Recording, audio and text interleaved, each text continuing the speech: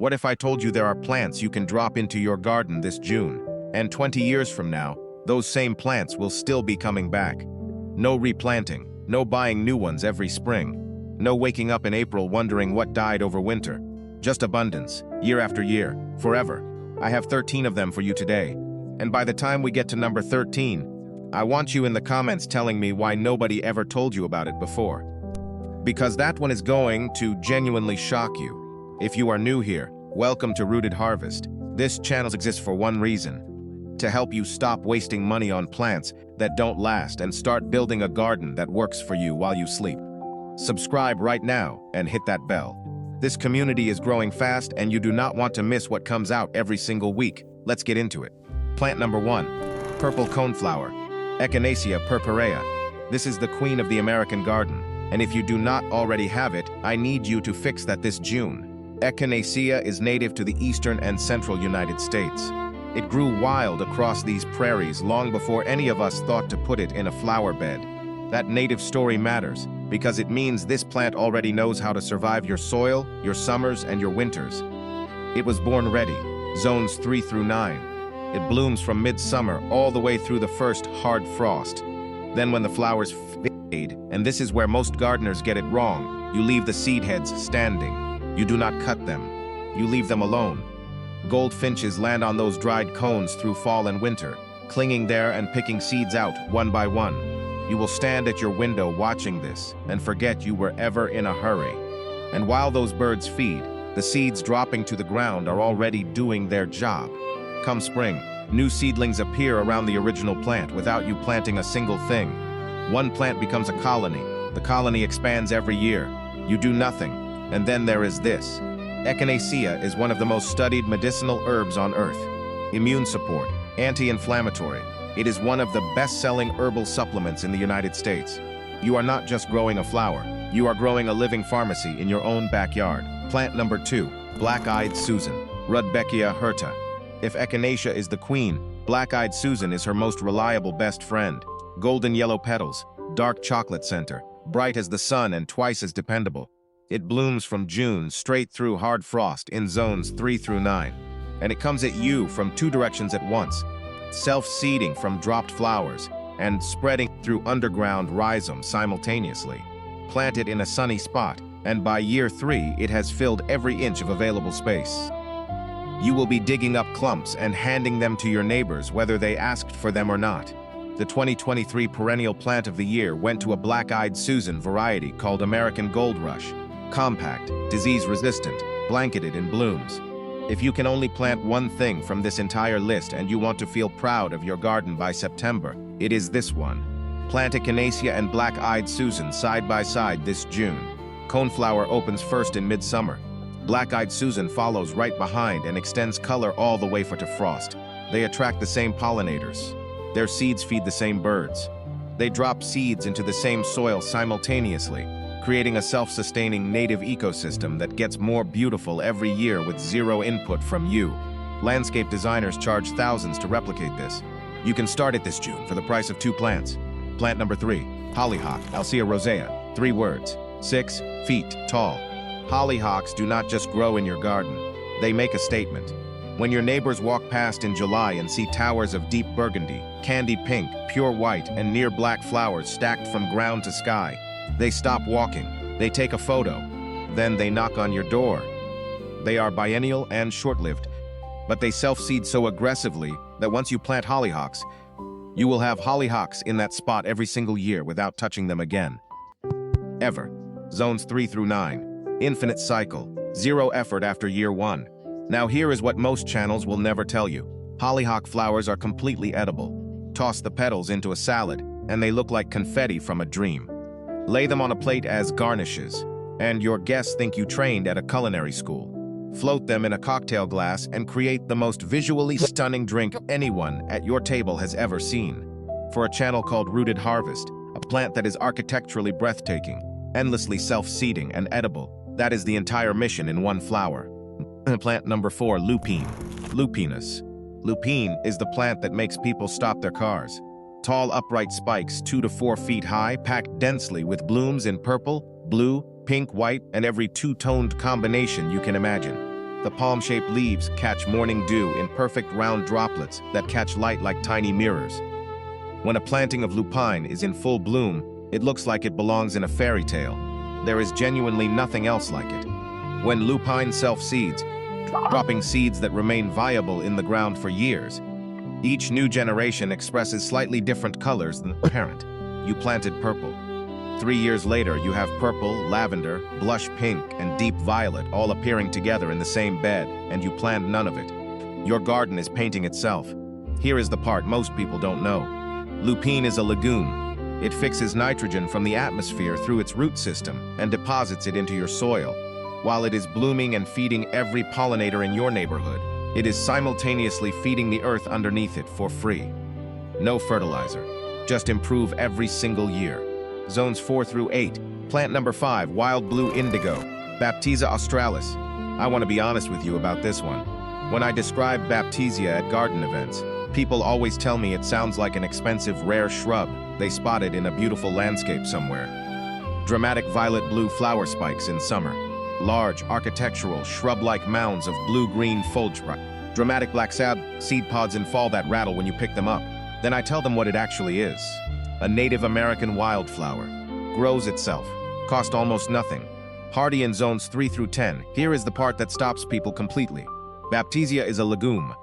It feeds your soil every year through nitrogen fixation with zero effort from you. It is deer-resistant, drought-tolerant, heat-tolerant, and virtually pest-free. It requires no fertilizer, no pesticides, and no pruning. But the detail that genuinely silences people, Baptisia is a long-lived plant. Not a few years, not a decade. A plant you put in the ground this June could live for 50 to 100 years in the same spot. Still growing, still feeding your soil, still feeding butterflies. Long after you are gone, plant it young. The deep taproot makes it nearly impossible to move once established. Get it in the ground this June, and let it become a permanent feature of your landscape forever. Plant number 6, Penstemon, beard tongue. If you have never grown Penstemon, you are missing the most underused hummingbird magnet in American gardening. North American native, drought tolerant. Zones 3 through 9, upright spikes in white, pink, red, and the rare and exceptional one, genuine blue-violet. Not purple pretending to be blue, actual blue. Finding that in the perennial world is harder than most people realize. Hummingbirds find the tubular flowers and they do not leave. If you have wanted a hummingbird visiting your garden every single day from June through September, plant Penstemon. Put a chair nearby and pay attention. It self-seeds slowly and politely. New plants appear near the original without ever becoming invasive. It does not crowd neighbors. It expands gracefully. If you are new to self-seeding plants and nervous about things taking over, start here. Penstemon is a gentle introduction. Halfway, and this is important. We are at plant 7, 6 more to go. And before we continue, look at what is already in your garden and ask yourself honestly, am I cutting my flowers down too early every fall? Because that single habit is silently destroying the self-seeding magic of every plant on this list. Drop a comment below right now if you have been doing it. You are not alone. We are fixing that mistake together at the end of this video. And if today's content is genuinely helping you, share this video with one gardener in your life who needs it. One neighbor, one family member who spends money every spring on plants that never come back. That one share might change how they garden forever. Plant number 7, Golden Alexander, Zizia aurea. Most gardeners have never heard of this plant, and I think that is one of the great injustices of American horticulture. Here is the problem with most self-seeding perennials. They bloom in summer or fall, which means in late spring, when your garden is finally waking up and you are desperate for color, those plants are just leaves. There is a gap. Golden Alexander fills that gap. It blooms in late spring through early June. Bright golden yellow clusters on 3-foot stems at exactly the moment when everything else is still getting started. It self-seeds along garden edges and into open spaces, creating that settled look that makes a garden feel like it has been there for decades. Zones 3 through 8. Its superpower. Golden Alexander is one of the primary host plants for the black swallowtail butterfly. That butterfly does not just visit for nectar. It lays its eggs on the leaves and raises its caterpillars on the foliage. Plant this and you are not just feeding butterflies. You are breeding them in your backyard. And here is one more thing. Most native plants take a year or two to really establish before they start self-seeding. Golden Alexander hits the ground running. By year 2, it is already placing volunteers in new spots along your garden border like it owns the place. Low maintenance does not begin to cover it. Write the name down. Zizia aurea. Tell someone about it. Plant number 8, foxglove, Digitalis purpurea. Foxglove is pure theater. 5 to 6 foot flowering spikes packed with bell-shaped blooms that hang downward and open to reveal spotted patterned interiors unlike anything else in the garden. Purple, white cream, soft pink. When a hummingbird hovers in front of a foxglove spike and drinks from each bell working up from bottom to top, you will stand there with your mouth open. Biennial, leaf growth year 1, spectacular bloom year 2, but it self-seeds so abundantly that your garden will always have plants at every stage. One plant becomes a permanent colony. The thing to know, foxglove is poisonous. This is the plant Digitalis heart medication comes from. That is not a reason to avoid it. It is a reason to be a smart gardener and keep it away from where small children and pets play. Zones 4 through 9. Plant it once, watch it colonize. Photograph it constantly. Plant number 9, bee balm, Monarda. Go into any gardening Facebook group and post a photo of bee balm in full bloom. Then sit back and watch the comment section explode. Bee balm does not just bloom, it erupts. Flower heads that look like fireworks frozen mid-explosion in brilliant red, hot pink, and deep lavender. Wild-looking, dramatic. The wildlife response is immediate. Hummingbirds arrive within days. Bees go completely crazy. It spreads by rhizomes and by seed. Skip deadheading one season and it is already claiming more territory. Zones 3 through 9. What nobody tells you. The name bee balm comes from Native Americans using the leaves to make healing salves for bee stings. Earthly colonists brewed the flowers into tea for respiratory health. This plant was healing people on this land, centuries before there were garden centers. You are planting a piece of American history. One more thing about bee balm that gets overlooked. It thrives right at the edge of the woods, in part-shade situations where other flowering plants struggle. If you have a shaded corner of your yard that you never know what to do with, bee balm is your answer. It will light that spot up with color and hummingbirds every single summer and then self-seed into that same space for years to come. Plant number 10, Yarrow, Achillea millefolium. Yarrow is the plant that makes you look like a genius gardener while doing almost nothing. Thrives in poor soil. Ignore the drought. Zones 3 through 9. Flat-topped flower clusters in white, yellow, pink, and deep red that bloom for months. It attracts predatory wasps and hoverflies alongside bees and butterflies. And those predatory insects spend their days eating the aphids attacking your vegetables. Yarrow is running a free natural pest control service in your garden around the clock. It makes exceptional cut flowers with a 2-week vase life. Bundle it with coneflower and black-eyed Susan, and you have a wildflower bouquet that looks like it came from an expensive florist, charging $40 for the arrangement. And here is a detail that absolutely floors people when they hear it. The botanical name Echinacea comes from the Greek hero Achilles, who, according to legend, used yarrow to stop the bleeding of his soldiers' wounds on the battlefield. That is how well established yarrow's reputation for toughness and usefulness was. They named it after the greatest warrior in Greek mythology. It self-seeds steadily and politely. Once it is in your garden, it quietly makes everything around it better. Plant number 11, Columbine, Aquilegia. Columbine is the plant that keeps rewriting its own story. Each individual plant lives only a few years, but it self-seeds so constantly that the colony never shrinks, it expands. And then comes the twist that makes Columbine growers obsessive. The self-seeded plants don't always match the parent. Cross-pollination creates natural hybrids. Colors shift, petal shapes change. You planted purple. Now you are seeing lavender, bicolor, double-flowered varieties appearing in the same bed that you never chose and never planted. Your garden is making decisions without you. Evolving, producing surprises every single spring. That is not a garden. That is a living, creative collaboration between you and nature. Zones 3 through 8. Hummingbirds obsess over the early spring flowers when almost nothing else is blooming. Every year it is different. That is worth everything. Plant number 12, Verbena bonariensis. Late August. Everything around you is starting to look tired. And then 4 feet above your flower bed, floating, almost weightless, there is a haze of tiny purple flowers on wispy, airy stems moving gently in the breeze. Butterflies are landing on them constantly. It is delicate, but somehow it is everywhere at once. That is Verbena bonariensis, 4 to 5 feet tall, but only a foot wide. It floats above your other plants without blocking them. Blooms from midsummer through the first frost, carrying your garden through the late season gap when everything else quits. In zones 7 through 11, a true perennial. Everywhere else, it self-seeds so freely it acts like one. When winter comes and those tall stems dry out, native stem nesting bees move inside the hollow stems and overwinter there.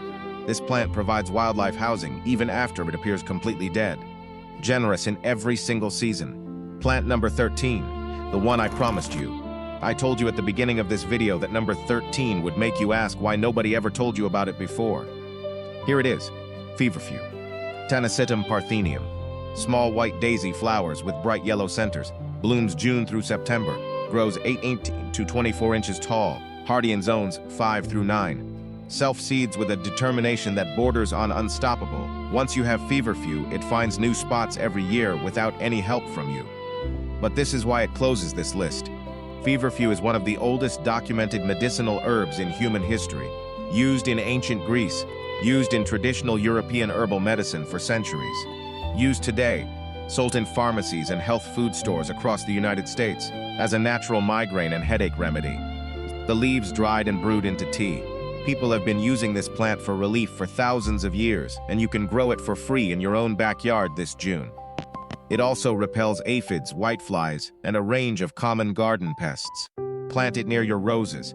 Plant it near your vegetables. It is doing pest management duty while it blooms and self-seeds across your garden for nothing. Ancient, medicinal, practically indestructible. Almost nobody knows about it. That is number 13. And I want your reaction in the comments right now. The mistake that kills everything. Do not skip this. The single thing that destroys the self-seeding magic of every plant on this list, the mistake that wipes out all the free plants and all the expanding colonies, is deadheading too early. Remove spent flowers the moment they fade, and you remove every seed before it reaches the ground. No seeds, no volunteers, no free plants next spring. You are working directly against the mechanism that makes these plants extraordinary. The rule is simple. Let at least half of your plants go completely to seed every fall. Let the heads dry on the stem. Let seeds fall naturally. Then in spring, before you weed anything unfamiliar, learn what your seedlings look like. Those unexpected little plants pushing up in surprising spots are not weeds. That is your free garden arriving right on schedule. Second mistake, aggressive fall tilling destroys seeds sitting on the soil surface. Third, heavy mulching blocks seeds from reaching soil. Keep mulch light around self-seeders. Let nature do its job. Now I want to hear from you. Which plant on this list surprised you the most? Was it Baptisia living for 100 years? Was it feverfew being an ancient migraine remedy? Was it the edible hollyhock flowers? Tell me below. And if you are already growing any of these 13, drop your zone and tell me how they are performing. This comment section is genuinely the best conversation in gardening on this platform every single week. You came here today because you are tired of replanting. You wanted plants that come back forever. You now have 13 of them, all plantable this June, all across the United States. Start with 2 or 3. Watch what happens by September. Watch what comes back next spring without you doing anything. Then come back here and tell me about it. Subscribe to Rooted Harvest right now. Every week on this channel is another reason to love the garden you are building. I will see you in the next one.